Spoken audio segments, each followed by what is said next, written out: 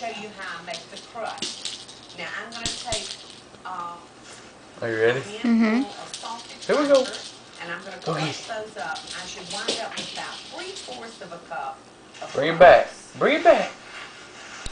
And in my bowl, I have 4 tablespoons of melted butter. And I'm just going to pour the crumbs into that. I'm going to just mix those up. She's like, something's going on. I'm going to make just the perfect crust. Bring it back. A quick spray. Come here.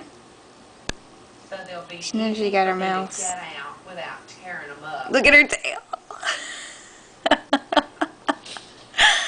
You see the end? Oh. Bring it back. Come here. Alright, so just a few crumbs. Oh my gosh. That's a good kitty. Alright, so Ready? we're just Go going get to it. divide this among our little muffin Come here. tins.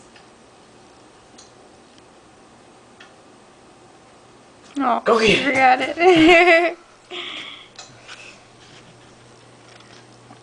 Okay, now I'm just going to come back Where'd it go? and press these in the bottom of the pan. Bring it here. Alright, in fact, I wish I could come up with a little tool to mash this down.